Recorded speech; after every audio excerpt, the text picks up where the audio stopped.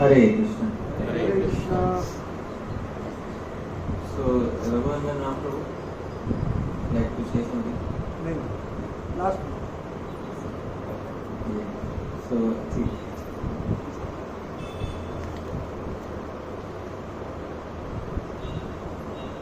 तो बहुत बहुत धन्यवाद आप सभी का, आज आप सब यहाँ पर उपस्थित हुए हैं और यहाँ पर बोरीवली में ये सुंदर कार्यक्रम जो आज यहाँ आयोजित किया गया है उसके लिए मैं बहुत बहुत धन्यवाद देना चाहता हूँ। प्रभु जी बहुत धन्यवाद, आपने प्रोग्राम आज घर पे रखा। भक्तवत्सल प्रभु, उनका नाम तो हमको मालूम है, लेकिन माता जी आपका शुभ नाम हमको नहीं मालूम है। माता जी का नाम भानुसुता। तो भक्तवत्सल प्रभु और भानुसुता माता जी, इनके घर पे आज ये प्रोग्राम है। लेकिन क्या है, घर में वास्तव में घर किसका होता है? प्रभु जी और माता जी के बीच में अगर पूछा जाए कि घर वास्तव में किसका है, वो घर होता है माता जी का। सच बात है, लेकिन क्योंकि न गृहम गृहम इत्याहुर गृहिणी गृहम उच्यते, तो चार दीवारी को घर नहीं कहते, तो उसको गृह तब कहते हैं जब उसमें गृहिणी का स्पर्श होता है, तब जाके। ठीक है, ऐसे चार दीवारी तो वो बैचलर लोग भी हॉस्टल में रहते हैं। आपने बैचलर हॉस्टल देखा होगा लोग इतना, वो बैचलर हॉस्टल की हालत बहुत खराब रहती है। ये घर है, इसको गृह कहते हैं। क्यों? क्योंकि यहाँ इस घर में गृहिणी है, तो मुख्य रूप से घर के जो मालिक है वो गृहिणी होती है। तो इस घर के जो मालिकिन है वो है भानुसुता माता जी। आपके कारण ये सब प्रोग्राम यहाँ पर अच्छे से हो पा रहा है। तो माता जी आपको भी प्रणाम, और भक्तवत्सल प्रभु आपको भी प्रणाम, आज जो आपने यहाँ पे सभी को आमंत्रित किया।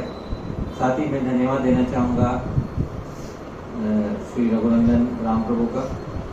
आपने ये आमंत्रण हमें दिया और ये आमंत्रण देकर हमें गौरवान्वित किया, तो आपका बहुत बहुत धन्यवाद प्रभु जी। तो सबको हमारी वाणी सुनाई दे रही है पीछे भी? ठीक है, चलेगा। थोड़ा ये ठीक है या? तो आज चर्चा करने वाले हैं श्रीमद् भागवतम के पंचम स्कंद पे, पंचम अध्याय में हमारा श्लोक संख्या है 27। तो आप में से कुछ भक्तों के पास श्रीमद् भागवत का ग्रंथ होगा ही, जिनके पास नहीं है उनके पास शायद मोबाइल पे होगा, है ना? सबके पास है, बहुत अच्छा। तो ये कार्यक्रम कितने हफ्ते में एक बार होता है?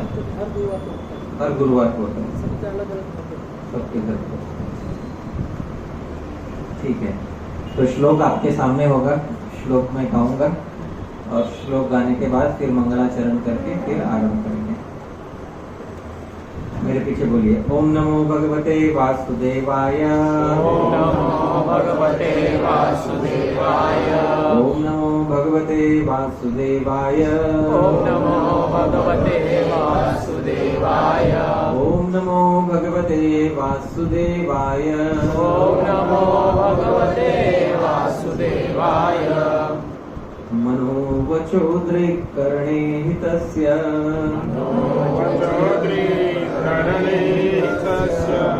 साक्षात्कृतं मे परिबर्हणं हि। विना पुमान्येन महाविमोहात्। कृतान्तपाशान्न विमोक्तुमीशेत्। मनोवचो दृक्करणे हितस्य। साक्षात्कृतं मे परिबर्हणं हि।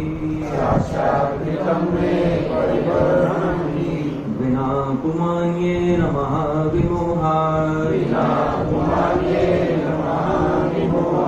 कृतान्तपाशान्न विमोक्तुमीशेत्। मनोवचो दृक्करणे हितस्य।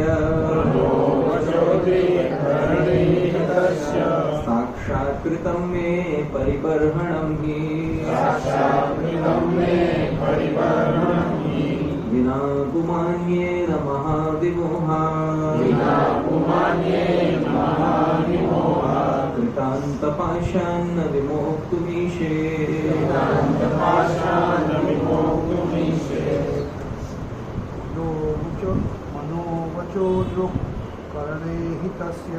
मनोवचो दृक्करणे हितस्य। साक्षात्कृतं मे परिबर्हणं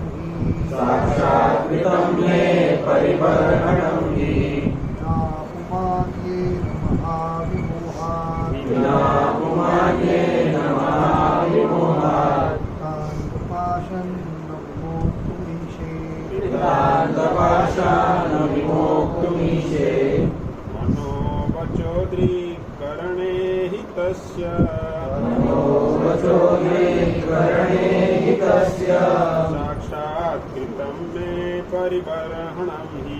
साक्षात्कृतं मे परिबर्हणं हि। विना पुमान्येन महाविमोहात्। विना पुमान्येन महाविमोहात्। कृतान्तपाशान्न विमोक्तुमीशेत्। कृतान्तपाशान्न विमोक्तुमीशेत्। मनोवचो दृक्करणे हितस्य। साक्षात्कृतं मे परिबर्हणं हि। साक्षात्कृतं मे परिबर्हणं हि। विना पुमान्येन महाविमोहात्। विना पुमान्येन महाविमोहात्। कृतान्तपाशान्न विमोक्तुमीशेत्। कृतान्तपाशान्न विमोक्तुमीशेत्। वैष्णवी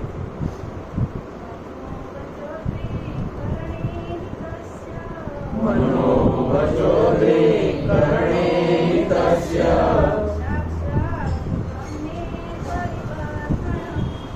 साक्षात्कृतं मे परिबर्हणं हि। विना पुमान्येन महाविमोहात्।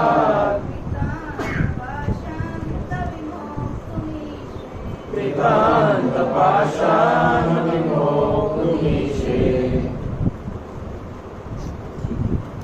शब्दार्थ मनः मन, वचः वचः शब्द, शब्द, दृक् दृक् दृष्टि, दृष्टि, करण, करण, इंद्रियों का, इंद्रियों का, ईहितस्य ईहितस्य समस्त कर्मों, समस्त कर्मों, शरीर, शरीर, समाज, समाज, मैत्री आदि मैत्री आदि बनाए रखने के लिए बनाए रखने के लिए का साक्षात्कृतम साक्षात्कृतम प्रत्यक्षतः प्रत्यक्षतः प्रदत्त प्रदत्त में मुझको मुझको परिबर्हणम परिपरमणम पूजा पूजा थी, क्योंकि क्योंकि बिना बिना बिना बिना पुमान कुमान कोई व्यक्ति कोई व्यक्ति ये न ये न जो जो महाविमोहात महाविमोहात परम मोह से परम मोह से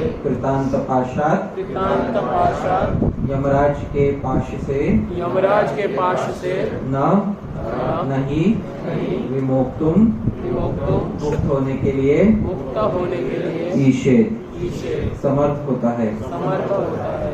अनुवाद तथा तात्पर्य जगत गुरु श्रील प्रभुपाद जी के द्वारा श्रील प्रभुपाद की जय। अनुवाद।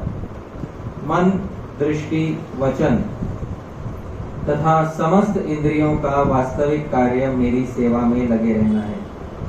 जब तक जीवात्मा की इंद्रियां इस प्रकार सेवारत नहीं रहती, तब तक जीवात्मा को यमराज के पाश सदृश सांसारिक बंधन से निकल पाना दुष्कर है। तात्पर्य। नारद पंचरात्र में कहा गया है, सर्वोपाधि विनिर्मुक्तम तत्परत्वेन निर्मलम ऋषिकेण ऋषिकेश सेवनम भक्तिरुच्यते। भक्ति का यही सार है। भगवान ऋषभदेव लगातार भक्ति पर बल दे रहे थे और अब अंत में यह कहते हैं कि इंद्रियों को ईश्वर की सेवा में प्रवृत्त करना चाहिए। 5 इंद्रियों से हम ज्ञान अर्जित करते हैं और इतनी ही इंद्रियों से कार्य करते हैं। 10 इंद्रियों तथा मन को पूर्णतया भगवान की सेवा में लगाना चाहिए। ऐसा किए बिना माया के चंगुल से छुटकारा नहीं हो सकता। श्री प्रभुपाद की जय। मूकं करोति वाचालं पंगुं लंघयते गिरिं यत्कृपां तमहं वन्दे श्री गुरुं दीनतारिणम्। तो पुनः आप सभी का बहुत बहुत स्वागत है जो आज आप यहाँ पर उपस्थित हुए हैं। ये जो अध्याय चल रहा है 5वें स्कंद का 5वां अध्याय है। इसमें श्री ऋषभदेव जी की शिक्षाएं हैं। तो ऋषभदेव जी के विषय में श्रीमद् भागवत में कहा गया है, अष्टमे मेरुदेव्यां तु नाभिर जात उरुक्रम दर्शयन वर्त्मधीराणाम सर्वाश्रम नमस्कृतम। कि भगवान का एक ऐसा अवतार हुआ जो महाराज नाभि से उत्पन्न हुआ। इनके पिता का नाम था महाराज नाभि और इनकी माता का नाम था मेरु देवी। और इन्होंने ऐसा काम किया, दर्शयन दिखाते हुए, वर्त्मधीराणाम जो अतिशय धीर मनुष्य है, जो अतिशय सभी इंद्रियों में संयमित है, ऐसे मनुष्य हैं, उनका इन्होंने व्यवहार दिखाया। और इन्होंने ऐसा कार्य किया कि सर्वाश्रम नमस्कृतम, कि सभी आश्रम, ब्रह्मचारी, गृहस्थ, वानप्रस्थ और सन्यासी भी, जो साधारणतः किसी को नमस्कार नहीं करता, सन्यासी भी इनके व्यवहार को देख के इनको नमस्कार करते थे। तो इन्होंने अवधूत का व्यवहार दिखाया। किसका व्यवहार दिखाया है? अवधूत का व्यवहार इन्होंने जो है अपने जीवन में प्रदर्शित किया। ये ऋषभदेव हुए। ऋषभदेव इससे पहले कि अपना घर त्याग कर अवधूत वेश लेते, उन्होंने अपने 100 पुत्रों को जो है कुछ उपदेश दिए थे। उसमें ये 5वें अध्याय में वो उपदेश है। मुझे आज भी याद है कि 2003 या 2004 में जब हमने पहली बार श्रीमद् भागवत में कोई अध्याय हमको बहुत अधिक रुचिकर लगा था, बहुत अच्छा लगा था, बहुत पसंद आया था, तो वो ये अध्याय था। हमें इतना अच्छा लगा था कि हमने इसके सारे शिक्षाएं कंठस्थ कर ली थी। नायम देहो देह भाजाम विलोके कष्टान कामान अर्हते विभुजानिये तपो दिव्यम पुत्र कायेन सत्वम शुद्ध्येति अस्मात् ब्रह्म सौख्यम कमोतम। तो ये जो है सारे के सारे जो श्लोक है इसके महत् सेवाम द्वारम आहुर विमुक्त स्तमो द्वारम योषिताम संधि संगम महांतस्ते समचित्ता प्रशांता विमन्यवः सूर्यदः साधु। ये दूसरा उद्देश्य एवा मरीशे कृत सौहृदार्थ जनेषु देहं भरवार्तिकेषु गृहेषु जायात् मुजराति मत्सु न प्रीतियुक्त यावदर्थाश्च लोके नूनम प्रमत्तः कुरुते विकर्म। सारे श्लोक हमने एकदम सीरीज से कंठ में बिठा लिए थे। हमको बहुत अच्छा लगता था क्योंकि हम इसको ही गाते रहते थे, हमें बहुत अच्छा लगता था ये गाने के लिए। तो ये जो 27 जो है उपदेश है ये श्री ऋषभदेव जी के द्वारा दिए हुए हैं और इनमें बहुत प्रबल वैराग्य जागृत करने की क्षमता है। वास्तव में इन उपदेशों में बहुत प्रबल वैराग्य जागृत करने की क्षमता है। साथ ही साथ ये भक्ति के लिए भी बहुत उपयोगी उपदेश है। ये अंतिम उपदेश है ऋषभदेव जी का। तो कौन सा उपदेश है? ये अंतिम उपदेश है ऋषभदेव जी का। और ये जो अंतिम उपदेश है ऋषभदेव जी का, इस अंतिम उपदेश में श्री ऋषभदेव जी अपने 100 पुत्रों को कुछ बताना चाहते हैं और ये उपदेश देने के बाद ऋषभदेव जी चले जाएंगे अपना अवधूत वृत्ति अपनाने के लिए। तो ऋषभदेव जी क्या कहते हैं? बहुत सरल बात कहते हैं। देखिए, अंत में सब बड़ा बड़ा उपदेश देने के बाद एक बात हमें ध्यान में रखनी है कि अंत में इस संसार में हम रहने वाले हैं। कौन से संसार में रहने वाले हैं? इस व्यावहारिक संसार में। तो बहुत कभी कभी उपदेश बहुत बड़ा दे दिया जाता है और बड़ा उपदेश देके लोग बोलते वाह वाह बहुत अच्छा था, लेकिन बहुत अच्छा उपदेश देने के बाद फिर उसका करना क्या है वो किसी को समझ में नहीं आता है। मैं समझ लो, जैसे मैं उपदेश दे दूँ आपको, एक बड़ा उपदेश देके यदि इस कक्षा के बाद कक्षा में बहुत बड़ा उपदेश देकर चला जाऊँ, क्या बड़ा उपदेश देकर चला जाऊँ कि भाई सभी लोगों ने अपनी इंद्रियों पे संयम रखना है कि नहीं? हाँ, तो आज से सभी लोग ध्यान से सुने, अपनी अपनी इंद्रियों पे संयम रखना है। आज से सब लोग रखेंगे? हाँ तो बोलो। आप भी नहीं बोलोगे तो हमें तो प्रोत्साहन कहाँ से मिलेगा? सब लोग इंद्रियों पे संयम रखेंगे? सबने हाँ बोल दिया। फिर क्लास अच्छा रहा, ये सब लोग घर चले गए। लेकिन फिर करना क्या है? ऐसा हो गया ना कि क्या करना है? तो इंद्रियों पे संयम रखना है, मतलब क्या करना है? क्योंकि संसार में हम जी रहे हैं तो हमारे पास बहुत सारे, हमको इस संसार का अनुभव हो रहा है जिन सभी वस्तुओं से, उन सभी वस्तुओं का नाम इस श्लोक में दिया हुआ है। मनो वचो दृक् कर्ण, ये सब जो है ये हमारे सबके पास है। मनः का क्या अर्थ होता है? तो सबको भगवान ने मन दिया है। मन में अलग अलग क्षमता दी है। किसी को बहुत अच्छा क्षमता वाला मन दिया है, थोड़ा कम, किसी को थोड़ा कम दिया है, किसी को ज्यादा दिया है, लेकिन सबको एक मन दिया है। वचः कहते हैं वाणी को। भगवान ने प्रायः सबको वाणी दी है। दृक् कहते हैं किसको? दृष्टि को। भगवान ने प्रायः मतलब ऑलमोस्ट सबको दृष्टि दी है। करण किसको कहते हैं?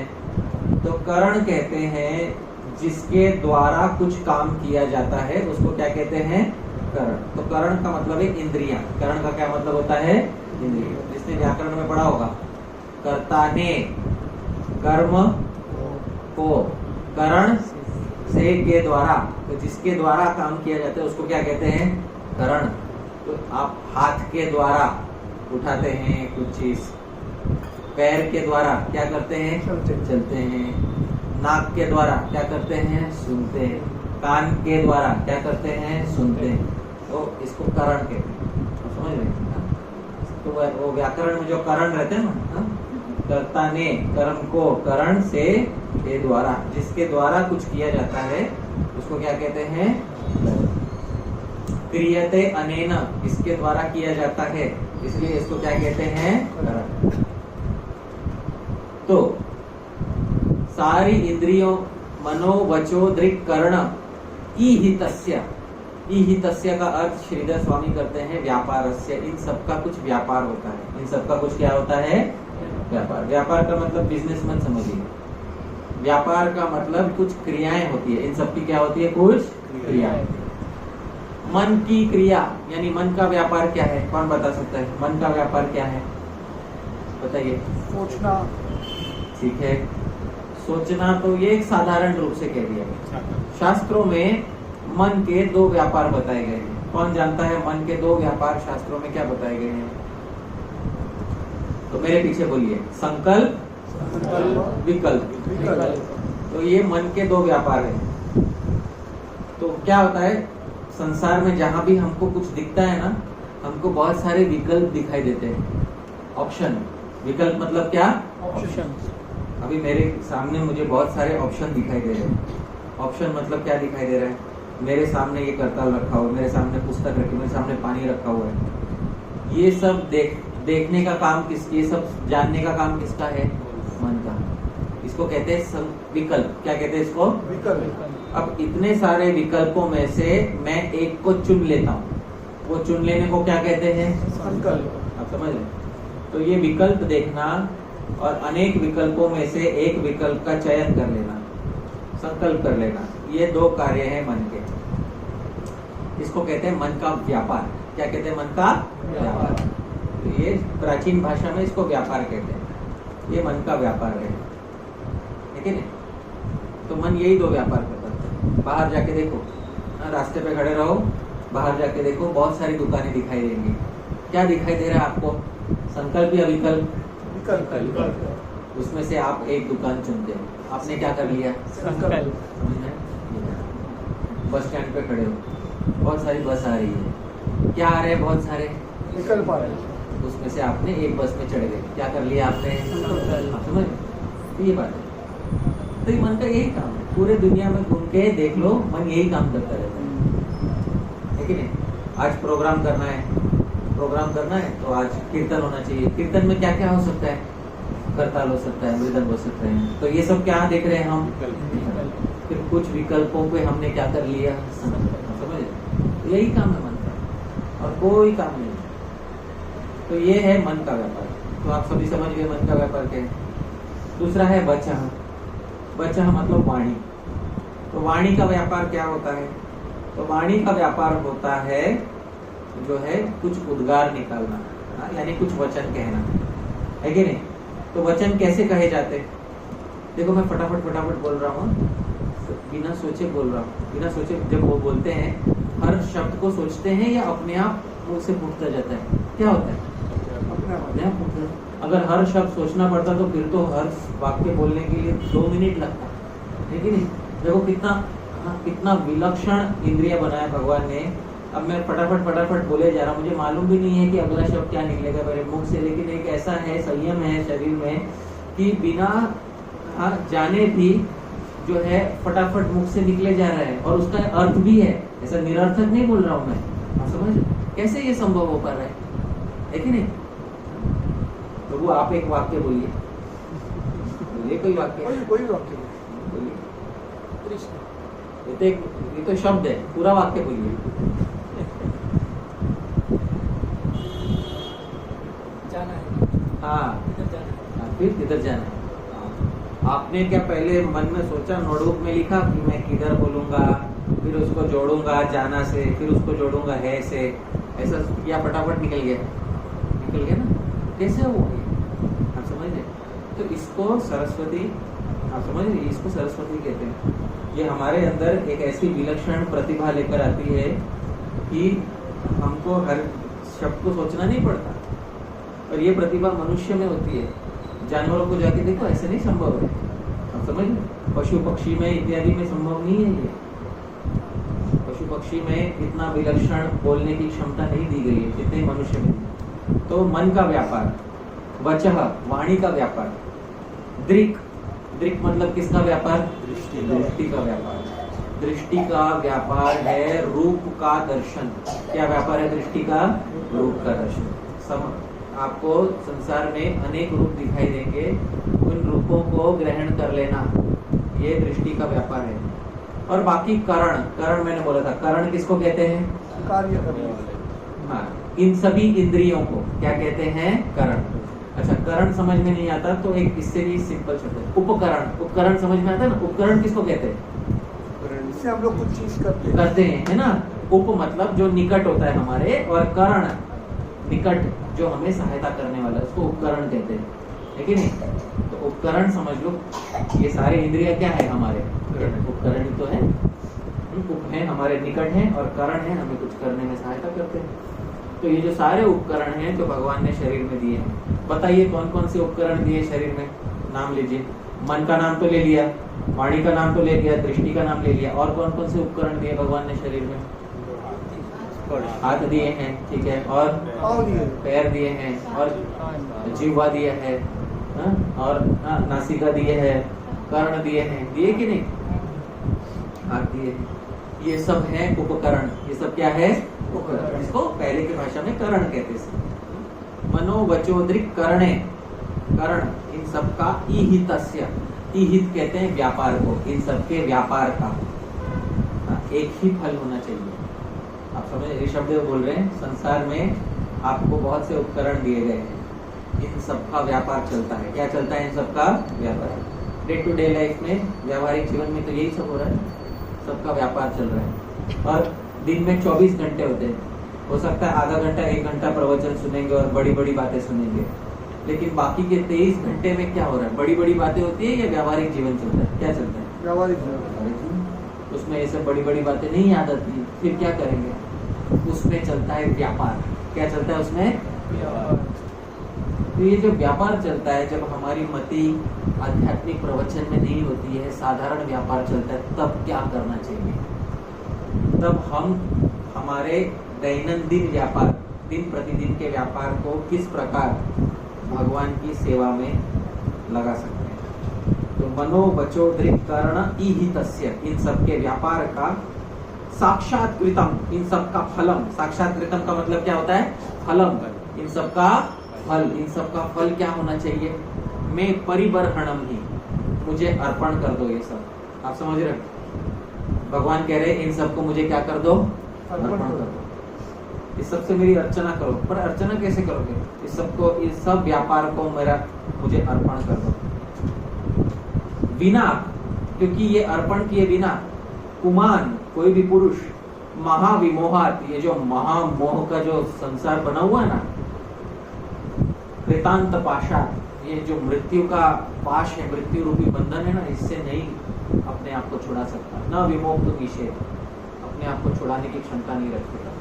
तो जब तक हम अपने सारे इंद्रियों की गतिविधियों को, जो भी हम कर रहे हैं, उसको हम भगवान को क्या नहीं कर देते? अर्पण नहीं कर देते, तब तक हम इस संसार से मुक्त होने की अभिलाषा नहीं रख सकते। ये अंतिम उपदेश हुआ। तो इससे पहले भी बहुत सारे उपदेश बताए ऋषभ देव जी ने, बहुत सारे, लेकिन ये अंतिम उपदेश है, क्योंकि अंत में ये करना है। क्या करना है? कि जो भी हम अपनी इंद्रियों से करते हैं, सब का सब, सारी क्रियाओं को हमको क्या करना है? भगवान की सेवा में। भगवान की सेवा में तो कैसे लगाएंगे? 24 घंटे में मैं चल रहा हूँ यहाँ रास्ते पे, हाँ, कभी हाथ से किसी को टाटा बाय बाय कह रहा हूँ, है कि नहीं? कभी आंखों से बहुत कुछ देख रहा हूँ, जलेबी की दुकान देख रहा हूँ, समझ? ये सब 24 घंटे बहुत सारी क्रियाएं हो रही है। इस सबको मैं कहाँ भगवान की सेवा में कैसे लगा दूँ?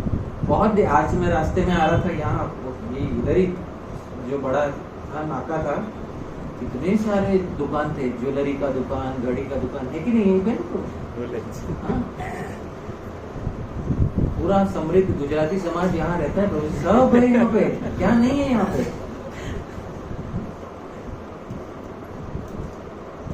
मैं जहाँ रहता हूँ वो तो ठाकुर कॉम्प्लेक्स है, वो इससे एक श्रेणी कम है वहाँ की दुकानें। यहाँ की दुकानें जो है तो एक अलग ही श्रेणी है, ठीक है ना? यहाँ कौन सी इंद्रिय के लिए आनंद नहीं है? बताइए। सभी इंद्रियों के लिए यहाँ आनंद है। तो इतना तो मैं सब देख के आया, इसको भगवान की सेवा में कैसे लगा दूं? है कि नहीं? अभी वहाँ एक दुकान था, दुकान पे लिखा था रोलेक्स। रोलेक्स जानते हैं क्या रहता है? घड़ी रहता है, अब वो मैंने अपनी आंखों से देख लिया, ये हुआ दृष्टि का व्यापार। किसका व्यापार? कहाँ भगवान की सेवा में लगा था?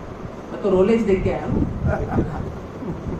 तो यहाँ ऋषभ देव बोल रहे हैं इस सबको मेरे परिबर्हणम, इसको मुझे अर्पण कर दो, जिसके बिना तुम मुक्त नहीं हो पाओगे।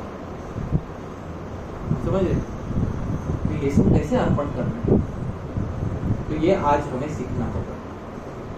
तो ये बहुत बड़ी कला है जिसको हमें सीखना चाहिए, जिससे हम 24 घंटे में किए हुए सारे काम हमारे भगवत प्राप्ति के लिए हो सकते हैं। तो कोई व्यक्ति ऑफिस जा रहा है, कोई व्यक्ति अपना बिजनेस देख रहा है, कोई व्यक्ति अलग अलग काम कर रहा है। ये सब काम करते करते कितने लोगों को भगवान याद आते हैं 24 घंटा? जरा हाथ उठाओ तो। अरे नहीं याद आते किसी को। तो बड़े बड़े प्रवचन में तो बहुत बड़ी बड़ी बातें सुनी कि भगवान को हमेशा याद करना चाहिए, भगवान को कभी भूलना नहीं चाहिए। तो कौन है भाई जिसको भगवान हमेशा याद आते हो, भगवान कभी भूलते नहीं? कोई है यहाँ पे? नहीं। रात को सो जाते हो तो भूल जाते लोग, लेकिन सीधी बात है लेकिन 24 घंटे याद रखते तो संभव ही नहीं है। तो जब जिस समय मैं सोया, जिस समय मैंने ऑफिस का काम किया, जिस समय बिजनेस का काम किया, घर के लिए कुछ सामान लेके आया, वो दिन में कितना घंटा रहता है? 24 में से कम मान लीजिए 8 से 9-10 घंटा तो होता ही है कि नहीं? और 6-7 घंटा हम आराम से सोते हैं, है ना? हाँ, तो 16-17 घंटा तो ऐसे ही निकल गया होगा। 1-2 घंटा जब वो करते होंगे, कुछ नहाते वहाते होंगे, बस। और क्या, उतना ही होता है भगवान का डायरेक्ट काम।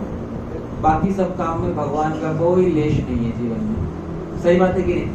100%। अब ये जो भगवान का लेश जिसमें नहीं है, जैसे मैं रात को सो रहा हूँ, सोना क्रिया है कि नहीं है? एक्टिविटी है कि नहीं है? हाँ, सोना क्रिया है, ठीक है। फिर सुबह नहा रहा हूँ, सुबह ब्रश कर रहा हूँ, ये सब काम कर रहा हूँ, ऑफिस के लिए रिक्शा पकड़ रहा हूँ, रिक्शा वाला नहीं आता तो उसको चिल्ला रहा हूँ, है कि नहीं? हाँ, तो गाली दे रहा हूँ उसको, है कि नहीं? ये सब क्रियाएं हैं कि नहीं है? तो रोजमर्रा की क्रियाएं हैं ये हमारी। तो ये सब कैसे हम इसको आध्यात्मिक जीवन बना सकते हैं, कैसे संभव है? तो इसका रहस्य इस श्लोक में बताया, क्योंकि इसलिए ये अंतिम उपदेश है। क्योंकि इसका रहस्य जो समझ गया वो जान जाएगा कि आध्यात्मिक जीवन में सफल कैसे होना है। क्योंकि जो डायरेक्ट भक्ति योग हम करते हैं ना, डायरेक्ट भक्ति योग, वो दिन में कितना घंटा होता है बताइए? मुश्किल से 2-2.5 घंटे। मुश्किल से 2-2.5 घंटा रहता है। जब 2 घंटे, हाँ, वो तो जब 2 घंटा रहता है कि नहीं? उसमें से भी कुछ लोग ऐसे रहते हैं कि उनके दोनों हाथ में एक में ये उपकरण रहता है, एक में ये उपकरण रहता है। आप समझ रहे हैं? हाँ, तो वो जब करता है और वो जब करते करते अपने मन को कहीं और लगाता है। आप समझ रहे हैं? हाँ, उसमें भी उसका मन डायरेक्टली भगवान की सेवा में नहीं लग रहा है।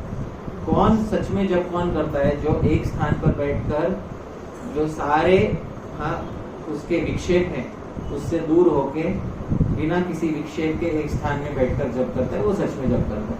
अब ऐसा क्वालिटी टाइम आप मान कितना समय होगा पूरे दिन में बताइए? 2 घंटे के ऊपर नहीं। 2 घंटा को एकदम जब ऐसा एक फोकस से करता है, उसके ऊपर नहीं है सब। नहीं है। हाँ, मैक्सिमम होगा एक घंटा ज्यादा से ज्यादा, 1 घंटा ज्यादा से ज्यादा, जिसमें आप भगवान के बारे में सोच रहे थे। अब बाकी 23 घंटा वो 1 घंटे में से भी वो आधा घंटा की ठीक है, आधा घंटा, 1 घंटा पूरा। 1 घंटा मतलब उदारवादी बन जाते हैं। हाँ, और 1 घंटा ले लेते हैं। बाकी 23 घंटा क्या हुआ?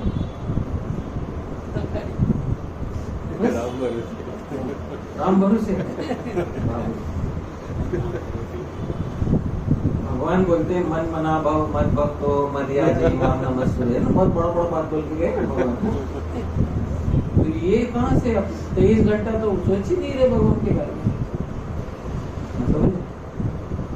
तो अब भारत में ना कुछ लोग झूठ बोलने में बहुत एक्सपर्ट रहते हैं।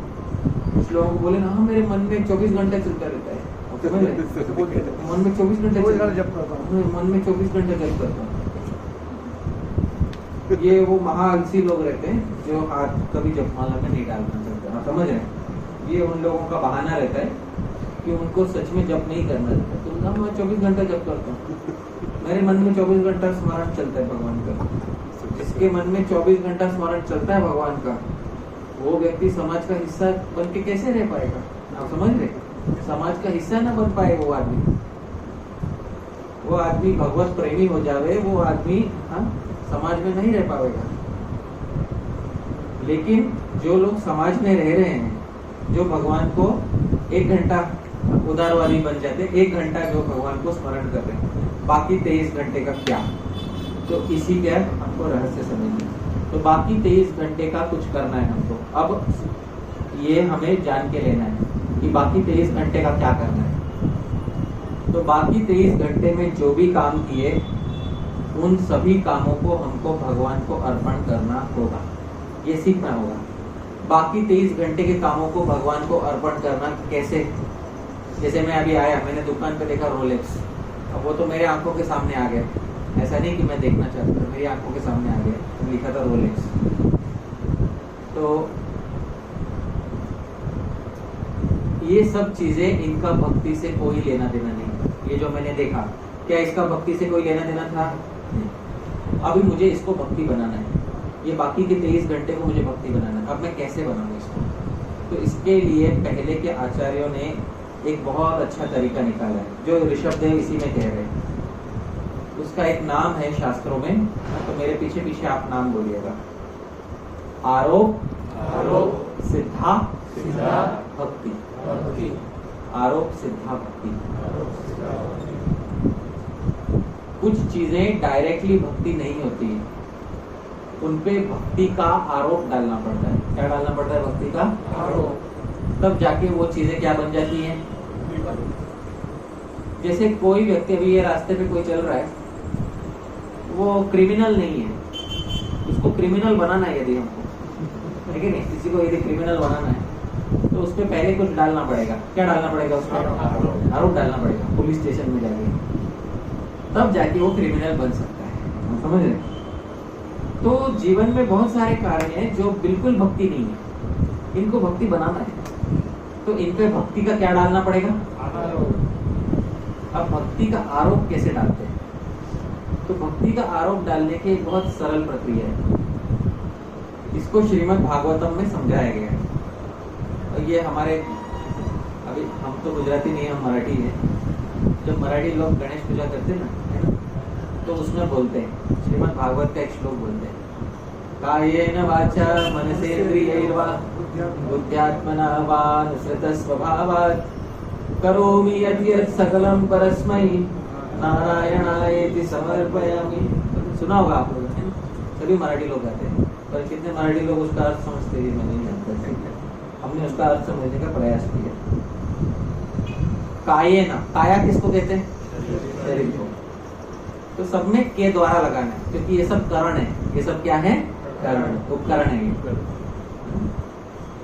कायेन, काया के, वाचा, वाणी के, मनसा, मन के, इंद्रिय, इंद्रियों के, बुद्धिया, बुद्धि के, आत्मना, और अपनी आत्मा के, और अनुसृत स्वभावात, और पिछले जन्मों से जो कर्म किए थे उसके परिणाम स्वरूप जो स्वभाव मिला है, अच्छा स्वभाव, बुरा स्वभाव, तीखा स्वभाव, सौम्य स्वभाव, योगी स्वभाव, उस स्वभाव के द्वारा करोमि यत यत, मैं करता हूँ। यत यत मतलब क्या?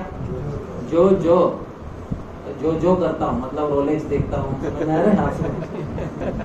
रोलेक्स का दुकान देख के आया, तो करोमि यत यत सकलम, सबका सब, परस्मै, उस परम भगवान नारायणाय, नारायण के लिए, समर्पयामि, मैं क्या कर देता हूँ?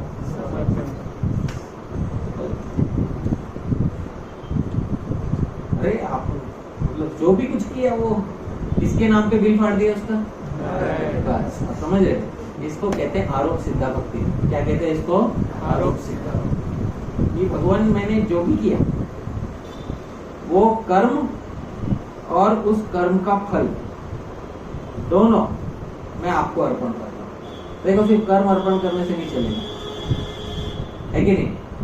एक होता है व्यापार, क्या होता है, और होता है व्यापार का फल। तो व्याकरण में दो चीजें सिखाई जाती है, व्यापार और फल। इसके अलावा और कुछ नहीं है क्रिया में। एक होता है व्यापार, दूसरा क्या होता है फल। अभी मैं एक व्यापार कर रहा हूँ, इस समय मैं कुछ बोल रहा हूँ कि नहीं, है ना? तो ये क्या है, व्यापार है कि फल है? ये व्यापार है।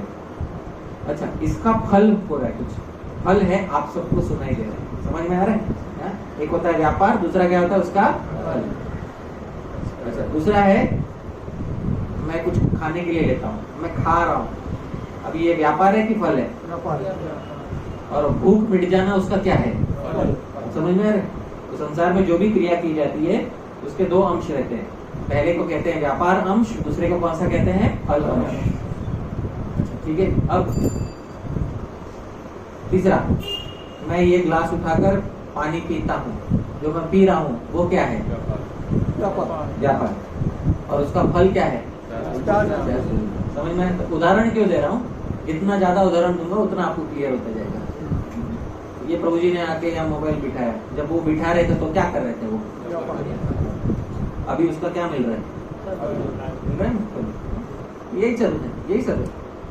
तो कायेन, मेरे शरीर से, वाचा, वाणी से, मनसा, मन से, इंद्रियों से, बुद्धि से, आत्मना, मेरी आत्मा से भी, वा अनुसृत स्वभाव, और पूर्व जन्मों के कर्मों से जो मुझे इस जन्म में स्वभाव मिला है, इन सब से करोमि यत यत, मैं जो भी कर रहा हूँ, केवल व्यापार नहीं, व्यापार के साथ उसका दूसरा क्या चीज होते हैं, फल भी, सब का सब मैं भगवान श्री कृष्ण को समर्पित करता हूँ मन में। ठीक है, आप सब करोगे कि नहीं करोगे? ये तो कर सकते हो कि नहीं कर सकते? ये सब आसान है आपके लिए करना। अच्छा, कब करना है समर्पित? हर काम करने के बाद करना है क्या? एक्चुअली तो हर काम करने के बाद करना चाहिए, है कि नहीं? हाँ, अभी मैं बोला, अभी जब बोलने की क्रिया खत्म होनी चाहिए तो मुझे बोलना चाहिए, क्या बोलना चाहिए? हाँ, एक छोटा मंत्र आता है, कृष्णार्पणम अस्तु, क्या बोलना चाहिए? कृष्ण अर्पणम अस्तु, ये क्रिया भगवान श्री कृष्ण को अर्पण हो, ये क्रिया भगवान श्री कृष्ण को अर्पण हो, कृष्ण अर्पणम अस्तु। बोलते ना तथास्तु, तथा अस्तु, ऐसा हो। जब आशीर्वाद देते हैं ना तो क्या बोलते हैं?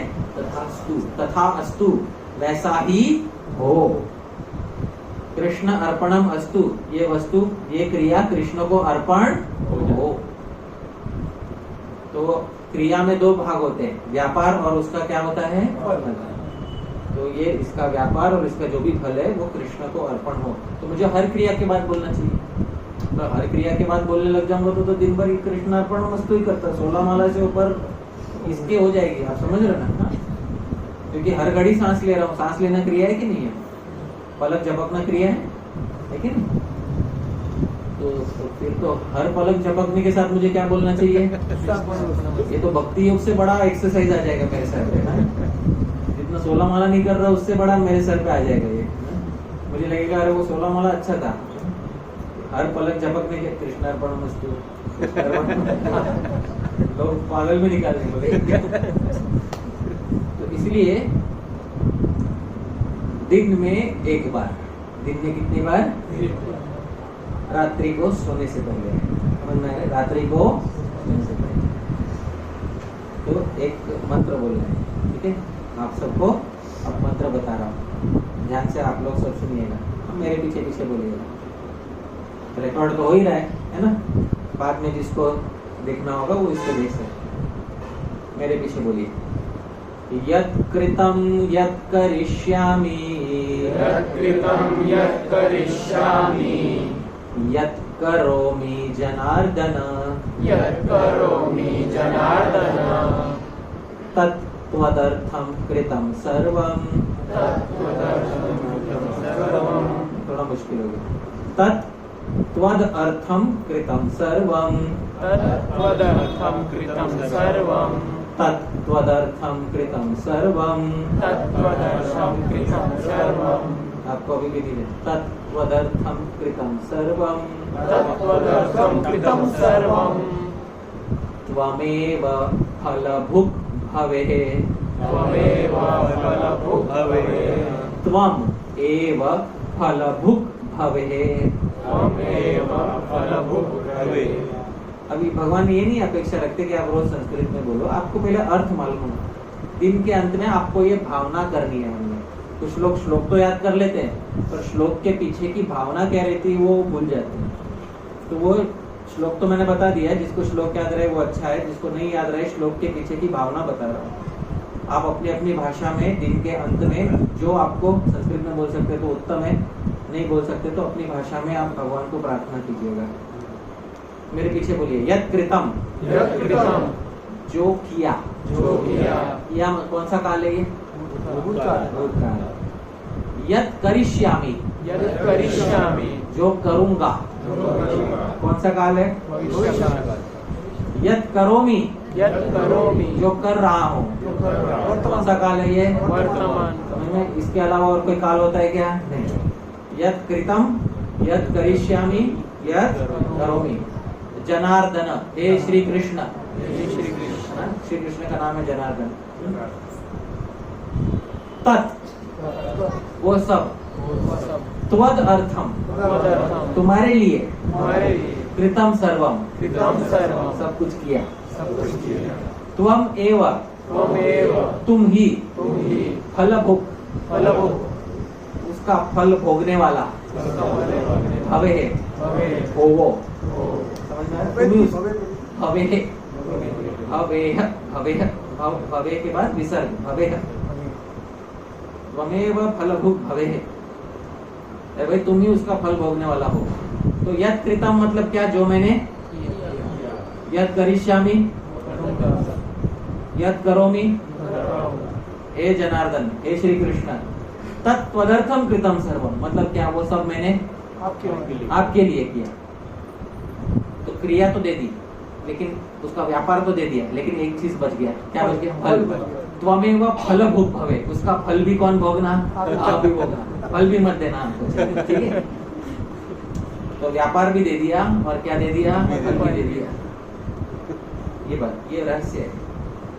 जिसने वो श्लोक लिखा है ना, उसको बराबर सिद्धांत मालूम है कि हर क्रिया में दो चीज होती है। क्या दो चीज होती है? व्यापार और फल। इसके अलावा और है ही नहीं संसार में कुछ। हर क्रिया में दो ही चीज है, व्यापार का अंश है और फल का अंश है। ये दोनों अंशों से ही क्रिया बनती है। तो सारी क्रियाओं का अर्पण करना मतलब व्यापार को भी अर्पण करना, और व्यापार के साथ उसका क्या अर्पण करना? फल भी, ये भी अर्पण करना है। तो दोनों अर्पण करने के लिए मंत्र। नहीं तो आप भगवान से हिंदी में बोल सकते हो कि हे भगवान, भूतकाल में मैंने जो भी किया, भविष्य काल में मैं जो भी करूंगा, और वर्तमान काल में मैं जो भी कर रहा हूँ, वो सब क्रियाएं मैंने आपको अर्पण की, और उसका फल भी आपने स्वीकार कीजिए। इतना तो बोल सकते हैं ना। दिन में कितनी बार? एक इसलिए तो हाँ, उसमें सारे काल गिन लिए गए, ठीक है? और ये बोल के फिर विश्राम लेना रात को। ये बात आप समझ लें। इसको आरोप सिद्धा भक्ति कहते हैं। भगवान बोलेंगे, अरे तुमने सुबह उठ के ब्रश किया था पहले, इसमें क्या मेरे लिए क्या किया तुमने? ठीक है, मेरे लिए किया तुमने? तो सुबह उठ के ब्रश करते हैं, किसके लिए करते हैं प्रभु जी? खुद के लिए करते हैं। दांत अच्छे हो लोग, हाँ, दो लोगों में बात कर सकते हैं, इसलिए करते हैं। तो ये काम भगवान के लिए नहीं हुआ था, आप समझ रहे हैं? ये काम भगवान के लिए बिल्कुल भी। मैं अभी आया, रोलेक्स देखा मैंने, ये काम किसके लिए हुआ था? भगवान के लिए हुआ था क्या? ये मैंने अपने लिए, अपने आंखों से देखा था। हाँ? ये भगवान के लिए काम हुआ था क्या? नहीं। अब मैं क्या करूंगा? उस पर मैं कुछ तो डालने वाला हूँ। क्या डालने वाला हूँ उस पर? आरोप। समझ, यही आरोप डाल रहा हूँ। भगवान ये आपके लिए नहीं था, लेकिन मैं आरोप डाल रहा हूँ। मैं आपको दिया, अरे पर नहीं लेना मुझे, पर मुझे देना है, आप लो ही। समझ रहे? अरे पर मैं क्यों लूं? क्योंकि आपने बोला है। भगवान पूछे अगर कि मैं ये सब क्यों लूं, तो उसका उत्तर क्या दोगे आप? क्योंकि आपने ऐसा कहाँ बोला भाई मैंने? भगवत गीता में कहाँ बोला? 9.27 भगवत गीता में, यत् करोषि यदश्नासि यज्जोषि ददासि यत् तपस्यसि कौन्तेय तत्कुरुष्व मदर्पणम्। है ना प्रभु? सुना है ना आपने श्लोक? यस यस यत करोषि का क्या मतलब होता है प्रभु जी? अब जो भी करते हैं जो भी करते हैं, मतलब रोलेक्स देखते वो भी है कि नहीं? यत करोषि, यद अश्नासी, यद अश्नासी मतलब जो भी खा ले खाते हो, यद जुहोसी जो भी यज्ञ में स्वाहा करते हो, ददाती यत, ददासी यत, और जो भी तुम दान देते हो, यद तपस्यसी जो तपस्या करते हो, हे कौन्तेय हे कुंती के पुत्र, तत्कुरुष्व उस सबको कर दो, क्या कर दो? मदर्पणम मदर्पणम, मुझको अर्पण कर दो। आपने ही बोला था, ठीक है नहीं? तो भगवत गीता में भगवान का वचन है। दुख की बात यह है कि भारतवर्ष में हम भगवत गीता को ध्यान से पढ़ते ही नहीं है। आज दुख इस विषय का है। हमारा भगवत गीता के साथ कैसा संबंध है मालूम है? हमारा भगवत गीता के साथ वैसा संबंध है जैसे प्रयागराज में रहने वाले लोगों का गंगा के साथ होता है। समझ रहे हैं ना? प्रभु जी समझ गए मैं क्या कहना का? बताइए प्रभु जी। प्रयागराज में गंगा भी है, वहाँ पे बहती है तो उनका कोई वैल्यू नहीं है। वैल्यू नहीं। दूर से जो जाते हैं उनके लिए तो माँ के समान है, हाँ सदा भर के लिए। हाँ, बस यही बात समझ गए प्रभु जी। तो जो लोग प्रयागराज में रहते हैं वो नल के पानी से नहाते हैं। आप समझ रहे हैं? हाँ? अब आप जाइए प्रयागराज, आप किसके पानी से नहाएंगे? प्रयागराज के पानी हाँ, गंगा के त्रिवेणी संगम में नहाएंगे। हाँ। क्यों? क्योंकि उसको संस्कृत में कहते हैं अति परिचयाद अवज्ञा। ज्यादा परिचय होने से अवज्ञा हो जाती है, उसका अनादर करने लगते हैं। तो यही बात है, भगवत गीता हमारे लिए क्या है ना, वो ग्रंथ जिसको लाल कपड़े में लपेट दे और विजयदशमी के दिन निकाल के उसका धूल उड़ाते हैं और उसकी पूजा करते हैं, ठीक है नहीं? यही हिंदू धर्म में इसी को भगवत गीता कहते हैं। अब उसको खोल के अगर देखेंगे तो उसमें बहुत अच्छा रहस्य बताया कि यद करोषि यद अश्नासी यद जुहोसी ददासी यद तपस्यसी कौन्तेय तत्पुरुष्व मदर्पणम वो बात, वो रहस्य है, उसको वो रहस्य खोलना चाहिए, तब जाके उसका वैल्यू है। आज हमने सीख लिया, एक बहुत बड़ी चीज सीख ली, हमारे जीवन में एक नया सिद्धांत सीख लिया कि हम जो भी करें यदि वो भक्ति का कार्य ना हो तो उस पर भक्ति का क्या डाला जा सकता है? और फिर आरोप डालने के बाद वो साधारण कार्य भी क्या बन जाता है? भक्ति बन जाती है। ये कौन से सिद्धा भक्ति है? अनोख सिद्धा ये आचार्य ने सिखाया हमको। अब आपके दिन के कितने घंटे भक्ति में व्यतीत हो सकते हैं? 24 घंटे। समझ हो गया ना? 24 आवर डिवोटी फुल टाइम, सभी लोग फुल टाइम हो गए हैं। सिर्फ जो सैफरन पहने वो नहीं, भगवा वस्त्र वाले नहीं फुल टाइम हो गए, आप सभी लोग फुल टाइम हो गए। 24 घंटे अपना भगवान को अर्पण कर दिए। तो ये सिद्धांत हमें सीख के लेना। अब इसमें कुछ बातें ध्यान देने लायक है। 10 को खत्म करना है ना? तो इसमें कुछ बातें ध्यान रखने लायक है, क्योंकि क्या है ना, भगवान ने कह दिया यद करोषि। यद करोषि का क्या मतलब होता है? जो भी करते हो, जो भी करते हो, जो भी करते हो मतलब बहुत कुछ करता हूँ। कोई साधारण आदमी बोले मैं बहुत कुछ करता हूँ, सब कुछ है ना? तो ये प्रश्न आपके मन में स्वाभाविक रूप से उठ रहा होगा, क्योंकि बहुत सारे काम करता हूँ मैं।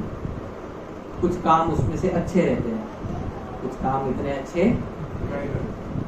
जो अच्छे काम है उसको तो भगवान को अर्पण करने में कोई हानि ही नहीं है। जैसे सुबह उठ के भोजन बना लिया, है कि नहीं? अब ये बुरा कर्म है कि अच्छा कर्म है? अच्छा तो भगवान को अर्पण कर दिया। फिर भोजन बनाने के बाद फिर ऑफिस के लिए निकले तो सामने रिक्शा वाला आ रहा था, उसको हाथ दिखाया, रिक्शा वाला रुका नहीं, दूसरा भी नहीं रुका, तीसरा भी, 5 रिक्शे वाले रुके नहीं, जब छठा भी नहीं रुका तो हमारे मुख से कुछ क्रोध वचन निकल गए। हाँ, समझ रहे? अब ये अच्छा कर्म हुआ कि बुरा कर्म हुआ, इसका क्या करें? कृष्णार्पण मस्तु कर दे इसको, भगवान को गाली अर्पण करते तो आप शिशुपाल बन जाएंगे। तो बुरे कर्म का क्या करना है ना? अच्छे कर्म तो अर्पण करने में कोई हानि नहीं है, बुरे कर्म का क्या करना है, इस विषय में अब चर्चा करनी चाहिए। क्योंकि कर्मों का अर्पण करना मतलब क्या, ये समझना चाहिए। अच्छे कर्मों को तो सभी अर्पण कर सकते हैं, यदि सबसे पहली बात तो यह है, वैष्णव कभी दुष्कर्म होने देता नहीं है। अपने किसी भी इंद्रिय से वैष्णव कभी क्या होने नहीं देता है, नहीं होने देता है। वो अंतिम क्षण तक प्रयास करता है कि उसके किसी भी इंद्रिय से कोई दुष्कर्म ना हो। लेकिन मान लीजिए स्वभाववश पुरानी कोई आदत हो, हृदय दुर्बल हो जाए, किसी कारणवश संयम ना रहे, क्रोध या कोई भी और ऐसा कोई दुष्कर्म हो जाए जो हम नहीं करना चाहते थे, अब वो हो गया, अब उसका कुछ नहीं कर सकते, अब क्या करेंगे? अब उसको भगवान को अर्पण कैसे करें, उसका भी एक तरीका बताया गया। तो ध्यान से सुनिए। जब अच्छा कर्म करना है तो उसका पूरा का पूरा व्यापार और फल सहित पूरा अर्पण करना है। समझ में आ गया? अच्छे कर्म के लिए। लेकिन कोई दुष्कर्म हो जाए, ऐसे तो होने नहीं देना है, लेकिन यदि स्वभाववश कुछ हो जाए दुष्कर्म, तो उस कर्म को और उस कर्म के फल को अर्पण, फिर कैसे अर्पण करेंगे उसको? तो उस कर्म में जो हमारी आसक्ति थी, क्या थी हमारी? उस आसक्ति को भगवान को अर्पण करना है। आप समझ रहे हैं? अब मैं एक उदाहरण देता हूँ। मान लीजिए मैं सच का उदाहरण नहीं, मान लीजिए कि मैं नया भक्त हूँ, अभी जुड़ा मैं भक्तों के साथ, अभी जुड़ा मैं। तो भक्त बनने से पहले मान लो मेरी आदत थी सिगरेट पीने की, है कि नहीं? तो सिगरेट पीने तो भक्त बनने से पहले मुझे बहुत अच्छा लगता था, मान लो सिगरेट पीना। तो अब भक्त बन गया, अभी भक्तों ने बोला सिगरेट नहीं पीने का, ठीक है प्रभु जी, लेक्चर में सुन लिया, ठीक है प्रभु जी, लेक्चर में तो सुन लिया। अभी क्या हुआ, 2-3 दिन वो पान वाले के पास से गुजर रहा था, समझ रहे हैं? ना बोल दिया किसी को दबा के, नहीं करेंगे यार। फिर 4-5 दिन बाद वापस गुजरता हूँ रोज वहां से, है ना? तो एक दिन मन बोला यार, है ना कुछ तो, हाँ अपना भी तो दिल है कि नहीं? हाँ पत्थर थोड़ी है। तो नहीं हुआ सहन। तो यहाँ देखा कोई प्रभु जी तो नहीं है, कोई नहीं है, अरे रघुनंदन राम प्रभु भी नहीं है, कोई नहीं है यहाँ पे। तो जाते रहे उठा लिया और मन की तृप्ति कर ली। आप समझ रहे हैं? अब ये हुआ दुष्कर्म। क्या हो गया ये? दुष्कर्म। अब वो तो हो गया, अब क्या करेंगे? तो भक्त को मन में थोड़ा दुख होना चाहिए। क्या होना चाहिए? मन में थोड़ा दुख होना चाहिए। हाँ होता ही है, सीधी बात। फिर उसके बाद उसने एक चीज बोलना चाहिए भगवान को कि हे भगवान, उसका संस्कृत में श्लोक है, मैं श्लोक बोल देता हूँ। या प्रीतिर अविवेका नाम विषयेष्वनपायिनी त्वाम अनुस्मरतः साम्य हृदयं नापसर्पते। ये जीव गोस्वामी ने सिखाया है श्लोक कंठस्थ करने के लिए। हे भगवान, मैं अविवेकी हूँ। कौन हूँ मैं? मुझे अच्छे बुरे का पता नहीं है। जो प्रीति मैंने इस विषय में दिखाई, हे भगवान, वही प्रीति मेरी आप में हो जाए। समझ रहे हैं आपको? इसमें कर्म, आपने कर्म अर्पण किया कि कर्म के प्रति आसक्ति अर्पण की? समझ रहे? ये होता है दुष्कर्मों को भगवान को अर्पण करना। समझ रहे? तो आप शाम को जब आप बोलोगे ना कि भगवान मैं जो भी किया सब आपको अर्पण कर दूं, उसमें एक छोटा सा चीज और ऐड कर देना। और जो दुष्कर्मों के प्रति मेरी आसक्ति है, वो आसक्ति मेरी किसमें हो जाए? आप में हो जाए। तो ये सिगरेट पीने में मेरी जो क्या है, वो आसक्ति मेरी किसमें हो जाए? लेकिन उसमें भी आप और स्पेसिफिक बन सकते हो। ये सिगरेट के रस में मेरी जो आसक्ति है, वो आसक्ति मुझे आपके प्रसाद के रस में आ जाए। आप समझ रहे हो ना? आप क्रिएटिव बन सकते हो इसमें आगे है कि नहीं? ये रोलेक्स देखने में जो मेरी आसक्ति है, रोलेक्स वैसे दुष्कर्म नहीं है, रोलेक्स देखना ये दुष्कर्म नहीं है। दुष्कर्म क्या क्या होते हैं? No meeting, no intoxication, no gambling, no indecision. समझ में आ रहा है? ये दुष्कर्म में आते हैं। जो 4 नियम बताए जाते हैं दुष्कर्म में। बाकी रोलेक्स देख लिया तो आप उसको साधारण कर्म गिन सकते हैं। वो ना अच्छा है ना बुरा है, उसको रात को बोल सकते हो, यत् कृतम यत् करिष्यामि यत् करोमि जनार्दन तत्पदार्थम कृतम सर्वम त्वमेव फलभुक्। उस पर तो आरोप डाल दो सीधा।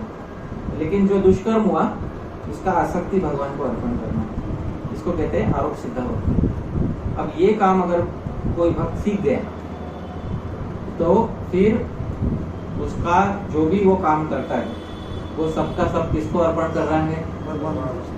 फिर उस कर्म का उसको फल लगेगा क्या? तो जब उसके कर्म का फल नहीं लगेगा, कर्म का फल लगना बंद हो जाएगा उसको, तो उसके कर्म कटना शुरू हो जाएगा। क्योंकि जब तो कर ही रहा है, जब करने से उसका कर्म कट रहा है और नया कर्म नहीं बन रहा है, कर्म कट रहा है और नया कर्म नहीं बन रहा है। बहुत ही जल्द कुछ ही वर्षों में सारे कर्म फटाफट कट के बैलेंस क्या हो जाएगा पूरे कर्मों का? जीरो। थोड़ा बैलेंस भगवान बचा के रखते हैं। क्यों बचा के रखते हैं? ताकि शरीर बना रहे। बस क्या बना रहे? शरीर। क्योंकि सच में सारा कर्म जीरो हो गया तो शरीर भी छोड़ना पड़ेगा। आप समझ रहे कि नहीं? शरीर भी क्यों धारण किया है? पिछले किसके कारण? कर्मों के कारण। तो भगवान एक छोटा परत रखते हैं कर्मों का, वो इसलिए ताकि भक्त शरीर धारण करके रह सके, भक्ति कर सके, प्रेम प्राप्त कर सके, इसके लिए। और जब पूरे शरीर त्याग देगा तो वो बाकी बचा हुआ भी वो क्या हो जाएगा? पूरा का पूरा जीरो। और जब कर्म ही नहीं रहेगा कोई तो जीव जन्म और मृत्यु के चक्कर से छूट जाएगा। उसी को तो मुक्ति कहते हैं। सभी कर्मों का क्षय होना ही क्या कहता है? मुक्ति कहते हैं। जीव मुक्ति को प्राप्त हो जाता है और यही आध्यात्मिक जीवन की पराकाष्ठा है। यही भगवान ऋषभ देव बताना चाहते थे। कृतांत पाषाण न विमोक्तुमिषे, लास्ट लाइन में, इसके बिना मृत्यु के चक्कर से आदमी नहीं बच सकता है। क्योंकि क्यों नहीं बच सकता? क्योंकि कर्म नए नए लगते रहते हैं, बनते रहते हैं। नए कर्म जो बनते रहते हैं उसका क्या किया जाए? अभी बाहर जाऊंगा, लेक्चर खत्म होने के बाद बाहर जाऊंगा, 100 नए कर्म करूंगा 1 मिनट में, करूंगा कि नहीं करूंगा? हाँ। उसका लेखा जोखा कौन देखेगा? उसका क्या करूं? फल भोगना है कि नहीं भोगना है? उसका भोगना है आपको? आपकी इच्छा क्या है? आपको भोगना है कि नहीं भोगना है? भोगना है आपको। आपको इच्छा है नए कर्मों को नहीं? हाँ या ना आप क्लियरली बोल रहे हो जी, क्या है भगवान को भी समझ में आ जाए। आप जो नए कर्म करोगे उसके फल आपको भोगना है कि नहीं भोगना है? नहीं भोगना। लेकिन आप तो मिनट में 100 कर्म कर रहे हो। अभी पलक झपका आपने, ये क्या हुआ? फिर पलक झपक रहे हैं। ले श्वास प्रश्वास चल रहा है, हर श्वास प्रश्वास में छोटे छोटे जीव जंतु उनकी हानि हो रही है। हो रही कि नहीं हो रही है? लग रहा है छोटा छोटा बुरा कर्म कि नहीं लग रहा है? लग रहा है कि नहीं? कंडणी पेषणी चुल्ली उदकुंडी चमार्जनी पंचसूना गृहस्थस्य ताभिर स्वर्गम न विंदति। जो गृहस्थ है 5 जगह पे हत्या करता है घर में। हर गृहस्थ के घर में 5 कसाई खाना रहता है। कंडनी जो कूटता है ना, मसाला कूटता है कि नहीं, उसमें मारे जाते हैं, वो पहला कसाई खाना है। पेषणी पीसता है ना आटा, हाँ वो घुमा घुमा के, है ना, जो पीसता है ना, पेषणी वो दूसरा कसाई खाना रहता है। चुल्ली चूल्हा जलाता है ना, वो तीसरा कसाई खाना है उसका। उदकुंभी पानी भरता है ना, मटके, वो मटका है ना प्रभु, वो जहाँ जब उसमें पानी भरता है तो उसमें बहुत जीव मारे जाते हैं, वो चौथा कसाई खाना है। मार्जनी और जो झाड़ू मारता है ना, मार्जन करता है ना, वो 5वां कसाई खाना है। हर गृह पंचसूना गृहस्थस्य, हर गृहस्थ के घर में ये 5 कसाई खाने रहते हैं। ताभिर स्वर्गम न विंदति, इसलिए हर गृहस्थ स्वर्ग नहीं जाता। आप समझ रहे हैं? हर गृहस्थ कहाँ नहीं जाता? स्वर्ग नहीं जाता। इसलिए सनातन धर्म में बोलते कि घर छोड़ो। क्यों? आगे के आश्रम में जाओ। क्यों? क्योंकि गृहस्थ में घर में 5 कसाई खाने रहते हैं। कंडनी पेषणी चुल्ली उदकुंभी चमार्जनी, कूटने वाला। पहले के जमाने में मसाले कूटते थे, आजकल दूसरे का कर्म घर लेके आते हैं। दूसरे का कर्म घर में खरीद के लाते, बेड़ेकर का या एवरेस्ट का कर्म घर में लेके आते हैं ना, MDH का कर्म, जिसका भी कर्म है लेके आते हैं अपने घर पे। कभी पहले पीसते थे, हाँ, अभी आज आशीर्वाद का पाप घर लेके आता है। समझ रहे हैं ना? पेषणी चुल्ली, अभी चूल्हा अभी भी जलाते घर में, नहीं तो कोई तो जोमेटो का लेके आता है अपने घर में। उदकुंभी अभी फिर भी मटका है, नहीं तो कोई बिस्लरी का लेके आता है अपने घर पे, हाँ। और मार्जनी, हाँ, कोई खुद झाड़ू करता है, नहीं तो कोई काम वाली का कर्म अपने सर पे लेता है। समझ रहे हैं? हाँ, आजकल सभी पाप आउटसोर्स Outsource कर दिया। समझ रहे, लेकिन लगते गृहस्थ को ही है। पंच सूना गृहस्थ, ये घर घर हर गृहस्थ के घर में 5 कसाई खाने रहते हैं। सूना कहते हैं कसाई खाने को। ताफिर स्वर्गम न विंदति, उससे स्वर्ग नहीं मिलता उसको। कौन कौन है जो रोज हत्या कर रहे हैं? सब हत्या कर रहे हैं, सब हत्या रहे इधर। अब हत्या कर दिया, अब क्या करना? तो उसके लिए सभी कर्मों का आरोप करना है। हम समझ रहे हैं, सभी कर्मों को क्या करना है? आरोप सिद्ध, नहीं तो नहीं बच पाओगे। कोई चांस नहीं है बचने का। ये आपके हमारे हाथ में नहीं है। ये इतना जटिल जाल है ये। इससे बचने के लिए भगवान ऋषभ देव ने अंतिम उपदेश में जो बोला वो बताया, कि सब कर्म हमको अर्पण करो। तो इसीलिए ये हमको करना है। अच्छा, दुष्कर्म को कैसे करना है, सत्कर्म को कैसे अर्पण करना है, वो भी भेद बता दिया मैंने, सब बता दिया। अब इस श्लोक की व्याख्या अब हमारी पूरी, क्योंकि हम श्लोक को जान गए कि करना क्या है। भगवान ऋषभदेव अपने पुत्रों को अंत में क्या बताकर गए कि कर्म को कैसे अर्पण करना है, जिससे हम बच सकें। तो हमको लगेगा हम तो अच्छे हैं, हम कुछ नहीं कर रहे, किसी की हत्या नहीं कर रहे। बिल्कुल कर रहे हैं, अवश्य कर रहे हैं। आप कर रहे हो कि नहीं कर रहे? हम भी तो कर रहे हैं, है कि नहीं? तो ये हत्या करते हैं हम, और इसी हत्या के कारण हमको कर्म लगता है। और वो कर्म से वो आप कर्म का फल आप भोगना चाहते हैं? हाँ, नहीं, आपकी इच्छा क्या है पूछ रहा हूँ। आप चाहते हो भोगना कि नहीं चाहते? नहीं चाहते ना। ये दरवाजा बनाया ना आपने डोर पे, उसके लिए एक पेड़ मर गया, मरा कि नहीं मरा? उसका फल कौन भोगेगा? सॉरी, आप गृहस्थ हो, हमारे घर में हमको पूछना पड़ेगा, है कि नहीं? हाँ? इसके लिए एक पेड़ मरा कि नहीं मरा? इसके लिए एक पेड़ मरा कि नहीं मरा? इसके लिए एक मरा, यहाँ तक कि इसके लिए भी एक मरा। आप समझ रहे हैं? इस सब का कौन फल लेगा? हाथ उठाओ, कौन फल लेना चाहेगा इसका? दरवाजे सबको बिठाने हैं, फर्नीचर सबको लगाना है कि नहीं? उसका कर्म नहीं उठाना किसी को। तो ये हमारी प्रवृत्ति है। तो निश्चित बात है कि पहले के लोग क्या करते थे, वन में जाते थे तपस्या करने के लिए। क्यों? क्योंकि वहां पे ये सब नहीं होगा। आप समझ रहे हो? वहां फल तोड़ के खाते थे, तो चूल्हा नहीं जलाते थे। चूल्हा जलाने पे हिंसा होती है, फल तोड़ने पे वृक्ष के जीव नहीं जाता, तो उसका एक छोटा अंग है। आप समझ रहे हो? मिनिमम हिंसा पे रहते थे। वहां झाड़ू लगाना रहता है वन में? नहीं। कूटना है मसाला? नहीं। पीसना है आटा? नहीं। मटके में पानी भरना है? नहीं। नदी बह रही है, सीधा नदी से पी लो। समझ रहे हो? पांचों हिंसा वानप्रस्थ नहीं करता। सन्यासी तो अग्नि नहीं जलाता। आप समझ रहे? तो ये पांचों हिंसा कौन करता है? स्वर्ग, मिनिमम स्वर्ग जाना चाहिए कि नहीं मरने के बाद, है कि नहीं? या वापस यहाँ पैदा? भारत भूमि में पैदा होने का इतना तो फल होना चाहिए ना कि मिनिमम कहाँ गया? तो फोटो पे इसलिए लिखते ना स्वर्गीय। भारत में लिखते फोटो में स्वर्गीय, गया हो या नहीं गया ये नहीं मालूम हमको, लेकिन फोटो पे लिख तो देते स्वर्गवासी, जो भी है अमुक अमुक व्यक्ति। वो स्वर्गवासी तब होगा जब उसका कर्म उतना अच्छा होगा। जब रोज घर में 5 कसाई खाना खोल के बैठे तो कहाँ कर्म अच्छा होगा? तो उसका कर्म उसको भगवान को अर्पण करना, ये सीखना होगा। वो सीखेगा तब होगा उसका कर्म का फल कटेगा। नया कर्म नहीं, तो उसका कर्म का फल नहीं लगेगा उसको। ये कला हमको सीखनी होगी। ये कला जो सीख लेगा वो मृत्यु के चक्कर से बच सकता है। उसका चांस बहुत अच्छा है। उसको नया कर्म नहीं लगेगा। समझ रहे? नया कर्म नहीं लगेगा, पुराना कर्म कटेगा, फिर आपकी गति ऊपर होगी या नीचे होगी? यही हम चाहते। यही सनातन धर्म में कल्याण की भावना सभी शास्त्रों में निहित है। तो इसी कल्याण की भावना से हम आज यहाँ पर अल्प विराम लेते हैं, क्योंकि कुछ समय प्रश्न और उत्तर के लिए भी छोड़ना चाहिए। तो यहाँ पे हम विराम लेते हैं। अब इसके आगे यदि आपको कोई प्रश्न हो तो आप प्रश्न पूछना आरंभ कर सकते हैं। वो श्लोक बताइए। मैं अविवेकी हूँ, जिसका आपने बोला। जीवा ये गोस्वामी विष्णु पुराण का श्लोक है। जीवा गोस्वामी पाद ने बताया।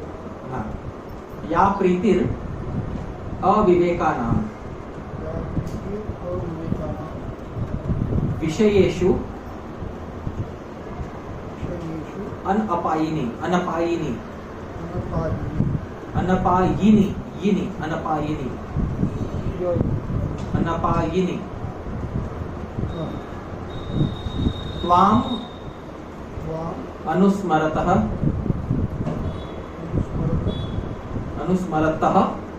सा मे हृदयात् न अपसर्पतु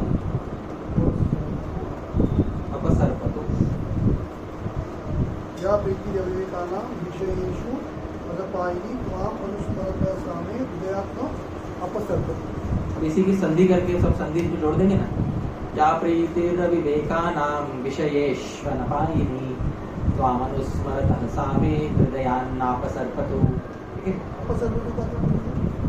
हृदय से सरक न जाए, आपकी स्मृति हमारे हृदय से न अपसर्पतु, हृदय से सांप की भांति सांप के निकल ना जाए। सिर्फ धातु है। आप लोग हिंदी में बोल सकते हो। हाँ, सीधी बात है। जो संस्कृत में नहीं बोल सकता वो हिंदी में बोले, ये बात है। वो ऐसा है ना, मैं अविवेकी हूँ, इस आसक्ति हाँ। मेरे आपके प्रति नहीं, जो अविवेकी लोगों की विषयों में आसक्ति होती है, विषयेषु सप्तमी बहुवचन, विषयों में जो आसक्ति है वो आपको स्मरण करते हुए मेरी आप्त्वाम अनुस्मरतः, आपको स्मरण करते हुए वो आप में हो और वो मेरे हृदय से वो आसक्ति कभी निकल न जाए। ये वो प्रार्थना का सार है। तो शॉर्ट एंड स्वीट, जो विषयी लोगों की विषयों में आकर्षण है, मेरा वही आकर्षण आपके प्रति होता है। ये बात है। ये दूसरा भी श्लोक है, युवती नाम यथा यूनि यूनां च युवतौ यथा मनोभिरमते तद्वन् मनोभिरमतां त्वयि। जैसे स्त्री का पुरुष में आकर्षण होता है, पुरुष का स्त्री में होता है, वैसे ही मेरा आकर्षण आप में हो जाए। वो रूप गोस्वामी ने भक्ति रसामृत सिंधु में बोला था। तो ये दोनों में से कोई भी एक श्लोक जो है आप, या दोनों श्लोक आप बोल सकते हो। ये सब कंठस्थ कर लीजिए, हमारे लिए हथियार है ये सब, आप समझ रहे हैं। रोज रात को बोल सकते हैं।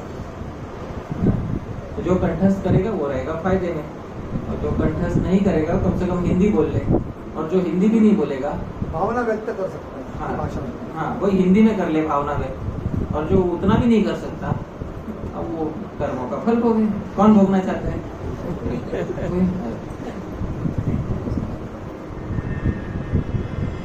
देखो, आपके पास दो ऑप्शन है, या तो आप ये बोल के आरोप डाल के बच जाओ, या तो कर्मों का फल भोगो। दोनों में से एक सिलेक्ट करना है। अब वो आपके ऊपर है, आपको क्या करना है। हरे कृष्ण। अरे ठीक है, और कोई प्रश्न?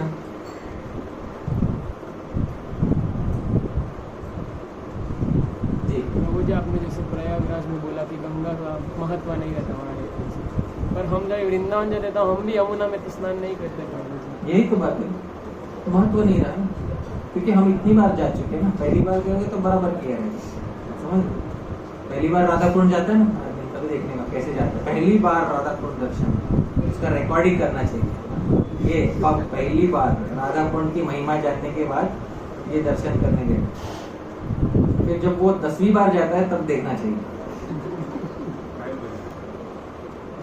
पहले के समय में ऐसा नहीं था प्रभु कि साल में 2 बार वृंदावन जाते थे लोग। पहले व्यक्ति जीवन में एक आध बार वृंदावन जाता था।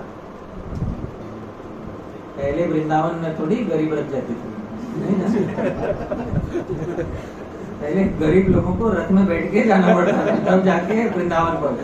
और कुछ नहीं, पहले एक्चुअली अमीर लोगों के पास रथ होता था, गरीब लोग बिना रथ के जाते थे, चल के जाते थे। उनके पैर ही उनका रथ होते थे। ऐसे गरीब रथ पे जाना पड़ता था। ऐसे अगर आज आपको बोले कि प्रभु चल के जाना है वृंदावन, आप कितनी बार जाओगे? आप हंसने लगे प्रभु जी, क्या हुआ? अभी चल के 2-4 किलोमीटर भी नहीं चल सकते। वही मलाड तक नहीं जाएंगे चल के बाद, वृंदावन का यहाँ से मीरावर टेम्पल नहीं जा पाएंगे। है कि नहीं? कुछ लोग कहते हैं सिद्धि विनायक गया है ना, और बहुत बड़ा अचीवमेंट हो गया, सिद्धि विनायक चल के गया। तो ये बहुत बड़ा बड़ा अचीवमेंट रहता है। लोग सिद्धि विनायक जो लोग जाते हैं कितने साल में कितनी बार जाते हैं? एक आधा बार जाते होंगे या 2 बार जाते होंगे। लोग जाते हैं, हाँ, लोग जाते हैं संकष्टी चतुर्थी, हाँ, संकष्टी चतुर्थी, विनायक की हाँ। रोज अपने साल में 2-3 बार जाते हैं। अब उसी रोज जाने वाले, मतलब मंगलवार को जाने वाले लोग, मंगलवार को जाने वाली जाने कुछ- वाले हैं। हाँ, कुछ है। अभी आपको वही बोले कि ऐसे लोगों को बोले वृंदावन जाना है, तो कितनी बार जाएंगे? सारी नहीं जाएंगे, बहुत डिस्टेंस है। पहले के समय में जब आप वृंदावन मानो प्रभु, बहुत बड़ा फर्क रहता है। अब बात समझिए, ट्रेन से जाने में और चल के जाने में बहुत बड़ा फर्क है। क्या फर्क है मैं बताता हूँ। जब आदमी ट्रेन से जाता है ना वृंदावन, तो उसका शरीर 1 हफ्ते पहले पहुंच जाता है और मन 1 हफ्ते बाद। मन बोरीवली में रहता है, मन 1 हफ्ते बाद आता है बोरीवली से, आप समझ रहे? जब वो वृंदावन पहुंचते हैं ना, तभी भी उसको मुंबई का, अरे आज काम पे ये बताना है, आज काम पे वो बताना है, आज मैं तो जान ही रहा हूँ काम पे, है कि नहीं? तो मुझे 3 लोगों को बताना है कि क्या क्या करना है, क्या नहीं। तो उसका मन कहाँ पे रह गया है? मन कभी आएगा? 1 हफ्ते, तब तक वो वृंदावन छोड़ के वापस मुंबई आ गए। तो मुंबई आके सोचता है, अरे वाह वृंदावन में कितना अच्छा चल रहा था, है कि नहीं? अब यही होता है। हाँ, जब आदमी चल के जाता है तो मन 1 हफ्ते पहले पहुंचता है, आप समझ रहे? जब चल के जाता है आदमी तो मन कभी पहुंचता है? शरीर के 1 हफ्ते पहले पहुंचता है। तब जाके फिर उसको कब दर्शन होंगे, कब आएगा, कब आएगा, कब आएगा, कब आएगा, कब आएगा, आसक्ति रहेगी। हाँ, तब जाके। गरीब रथ में ऐसा नहीं रहता है, कब आएगा कब आएगा। हो गया, सुबह उठा, अरे आ गया, समझ गए? आप देखो प्राय लोग बोले अरे आ गया, इसका मतलब आपका मन वो एक्सेप्ट ही नहीं कर पा रहा है कि अरे आ गया। मन अभी भी मुंबई में ही है, तभी तो मन को झटका लगता है, अरे आ गया, मैं तो मुंबई में ही हूँ अभी। तो समझ रहे ये बात? मेरा एक प्रश्न ऐसा है हाँ। कि आपने ये जो सूत्र बताया कि आरोप सिद्धा भक्ति करो, ये करो, ये बिल्कुल सही, लेकिन अगर ये बहुत हम लोग डाइल्यूट कर दिया, मतलब एक और कुछ प्रयास नहीं कर रहे ये सिर्फ रोकने का, खाली यही आरोप ही करते रहेंगे, तो वो कैसा रहेगा? वो फर्क ठीक है कि गलत है? देखिए, पहली बात तो ये है कि अगर आप सिर्फ सत्कर्म कर रहे हो, अच्छे कर्म या न्यूट्रल कर्म, ना अच्छा ना बुरा, ऐसे कर्म कर रहे हो, आपका जी जितना चाहे उतना आरोप सिद्धा भक्ति करो। लेकिन अगर आप आरोप सिद्धा भक्ति को एक लाइसेंस बना लेते हो दुष्कर्म करने का, क्या करने का? दुष्कर्म का, तो वो बोलना, वही मैं सोचूं क्या रह गया था बोलना, एक चीज बतानी रह गई थी कि कुछ लोगों को लगे अरे आरोप सिद्धा भक्ति मिल गया मेरे को, तो मैं जो चाहे दुष्कर्म, रोज अब मैं पान पट्टी वाले के पास जाके, है कि नहीं, पूरा पैकेट खरीद लेता हूँ और दिन के अंत में बोलूंगा भगवान ये जो आसक्ति है ना, ये आप में हो जाए।